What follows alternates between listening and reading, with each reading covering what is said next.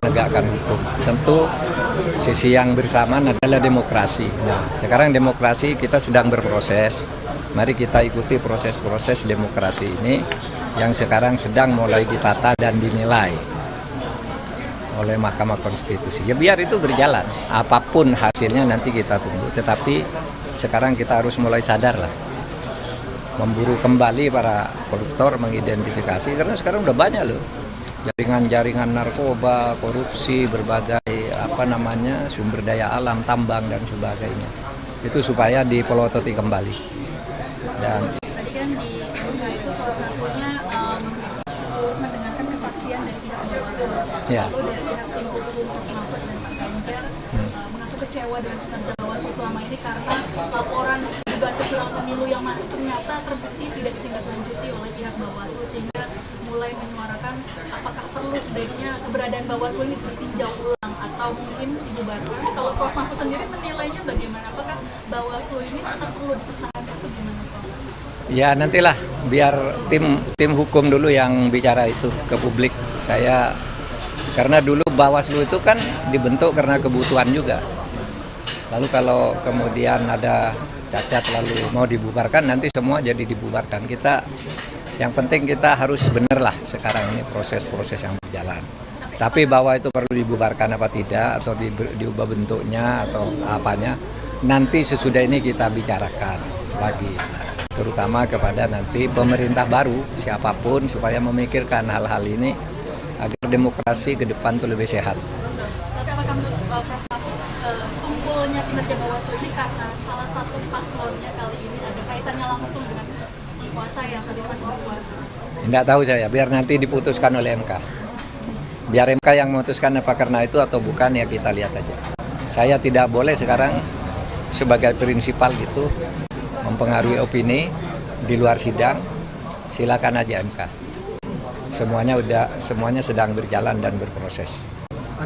Tinggal nunggu berapa hari lagi kan? Tinggal nunggu ya sebentar lagi. Tidak sampai 2 minggu lagi kan sudah ada jawabannya. Ada 4 menteri yang akan dihadirkan di dalam sidang Pilpres ini. Tanggapan Prof. sendiri seperti apa? Apakah itu muncul sesuatu yang positif atau seperti apa, Prof? Ya silakan aja. MK nanti akan menilai apa penting itu hadir apa tidak. Gitu ya. Tapi sudah diakui oleh pihak lawan bahwa dengan kehadiran 4 itu akan menjadi kemenangan bagi paslon 02 begitu. Karena keterangannya diduga kuat justru akan memenangkan argumen mereka, Prof. Ya silakan saja. Silakan. Nanti kita lihat aja di lapangan. Kita semuanya ngikuti itu. Saya kan tidak ikut di dalam. Saya sudah nyerahkan ke kuasa hukum, jadi saya tidak ikut bicara. Tapi kalau Prof. Mahfud, keterangan dari menteri-menteri ini akan independen atau masih ada cawe-cawe presiden dalamnya, Prof? Karena kan masih tercatat sebagai pembantu presiden. Nanti kita lihat aja di persidangan. Bisa dinilai nanti sesudah tampil. Prof, ini kan selain 4 menteri, itu kan ada juga usulan soal Kapolri juga Presiden Jokowi untuk hadir di persidangan. Nah, kalau menurut Prof. Mahfud gimana? Ya terserah hakim aja. Nanti kalau hakim kan mempertimbangkan urgensi dan relevansinya apa, itu hakim. Pokoknya setiap kuasa hukum itu sudah mendapat kuasa sepenuhnya untuk menyatakan dan meminta apapun ke pengadilan. Sehingga saya tidak harus tahu apa yang diminta. Nanti kan minta apa kuasa hukum saya itu, lalu hakim yang mempertimbangkan mau dikabulkan atau tidak. Saya akan melihat aja. Tapi kalau di MK itu emang seperti itu. Misalkan kemarin kan 01, 03 kan mengajukan 4 menteri tersebut untuk hadir. Tapi ditolak MK, tapi MK yang mengundang sendiri untuk hadir. Emang prosesnya seperti itu, Prof? Ada yang begitu.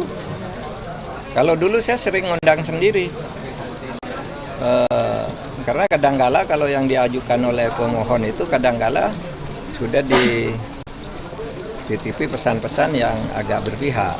Itu kan interpartis ya, interpartis itu antar partai, jadi semua yang diajukan itu pasti memihak dia. Nah dulu waktu saya jadi hakim MK,